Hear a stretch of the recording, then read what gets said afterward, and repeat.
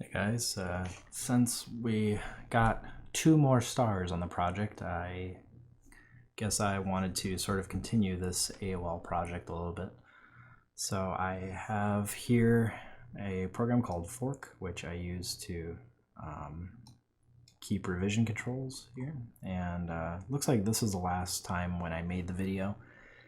Some minor fixes, and then up here, this is everything that I sort of was working on. And so we'll talk about some of the, of course, a lot of minor stuff, like things like when it says the goodbye prompt. It used to only say it when you close the program. Now I made it when you sign off. I removed SQLite, and now we're doing sort of a global database now. I made a, let's pull up Chrome here.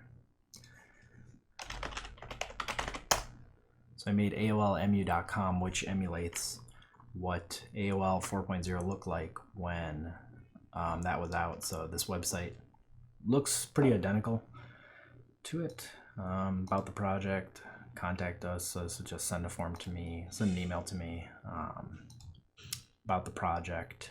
Goes to the GitHub page, and announcements when a new version comes out. So the next version probably be 0.0.4, which will be live accounts.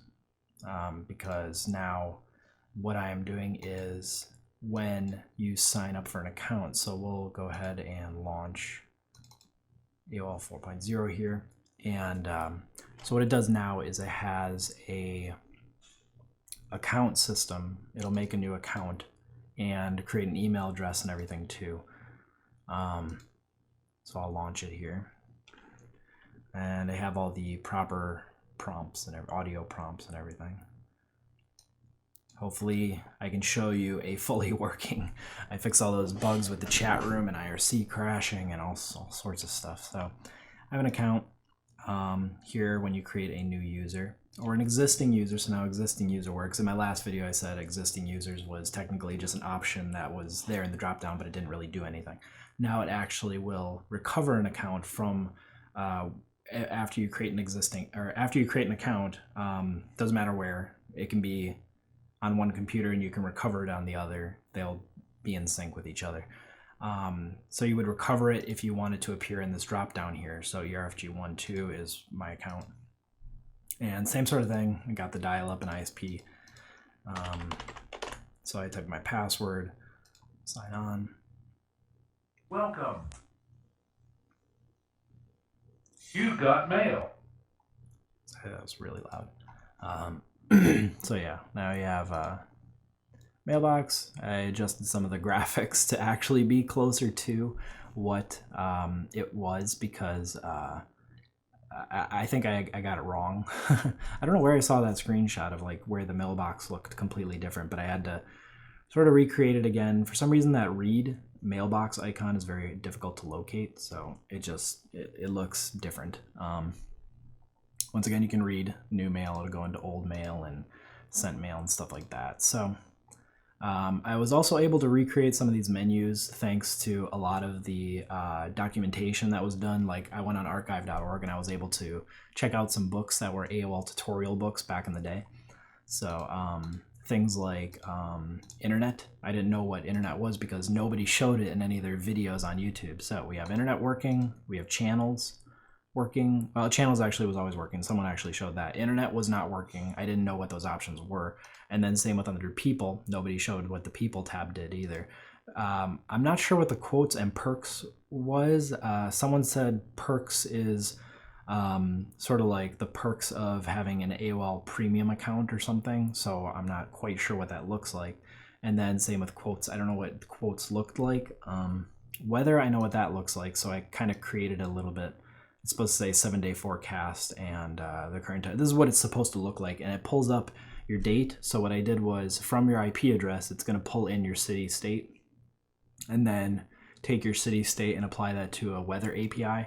So then it'll pull in the current weather. I just don't have anything in the API right now for this. So I just wanted to make it look like how it looked back in the day. And then we can populate that later or something. And now on the main one, it actually does say the temperature under your weather, it does say thunderstorm 82 degrees and the current date. And I also saw some pictures of some pictures of You've Got Pictures. So this is what it used to look like.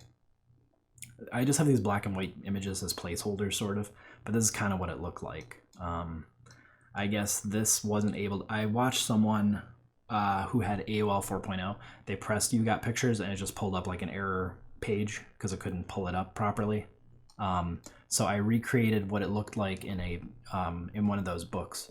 So I recreated the banner and this banner and stuff like that, and then the black and white images I just pulled from there. I was able to colorize them, but the service I used to colorize wanted to put their logo in big letters, so I was like, no, never mind.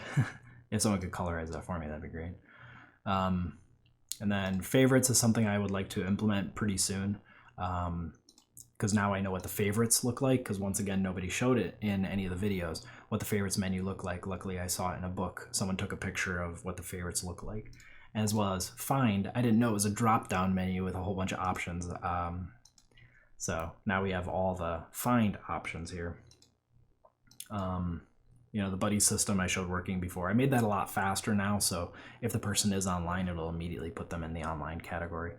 And then of course the channels menu it just looks like it doesn't go anywhere yet. And then chat works, pulls in from Reddit, from SnooNet it's called.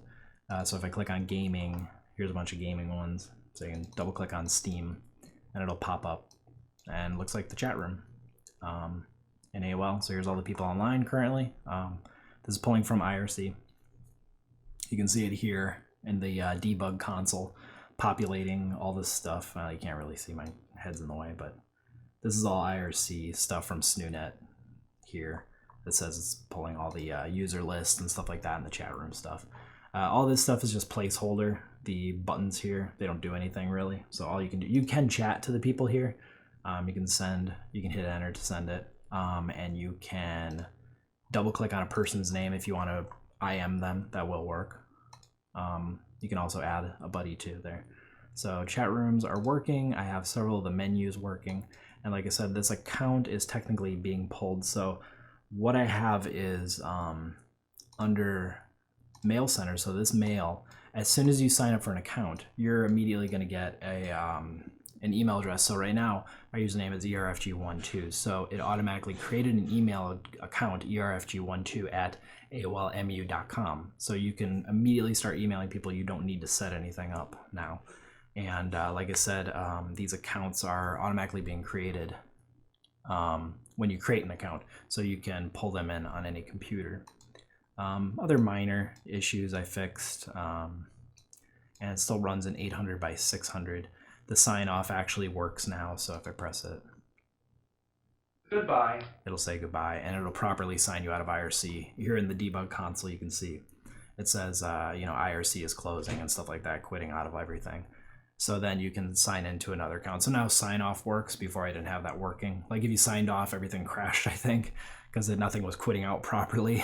So if you signed in another account, it just crashed.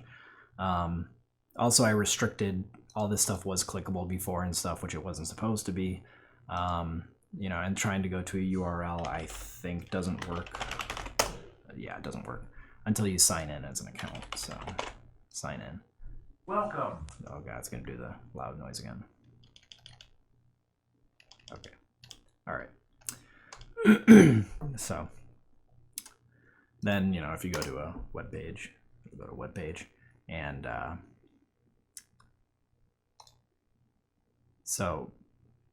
and then we also have I'm gonna move out of here. I don't want to get copyright strike from that. But yeah, if you go to a website, it'll pull it up properly, and it'll remember. So it has like a history on here. If you press the little down arrow, it can show us all the websites that we've been to. Oh yeah, even the incorrect ones too, obviously. I don't have a way of deleting those necessarily, but yeah, you should be able to watch videos and stuff, and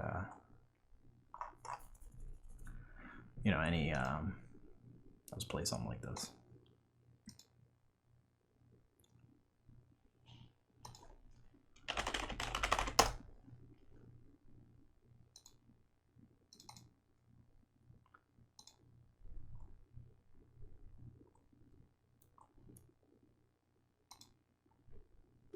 The rules on what is possible and impossible in the arts. So yeah, things like YouTube, they'll work properly.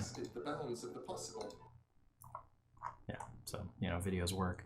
I think before YouTube had an issue with Chromium. I wasn't sure why that was happening. By going beyond them. But yeah, it works properly now. So yeah, I think that's pretty much the only update really. It's just I got a lot of bugs fixed and a lot of Windows working. So you know, share this video, guys. I would love for more people to, you know, follow the project on GitHub, fork the source code, whatever. I have no idea if AOL has anything against this necessarily. They might. They could probably shut this down. So if they really wanted to, I don't know. I don't know if it'd be in their best interest or whatever, but it's really just an emulation of it. So yeah, if you guys want to share it, stuff like that, that'd be great. Tell people to start and everything like that. I see people coming in here all the time, like looking at it, downloading it and stuff, but nobody's actually interacting with it or opening up issue tickets. It's mostly just me. So yeah, the more stars we get, the further I will go with this project. Thanks for watching.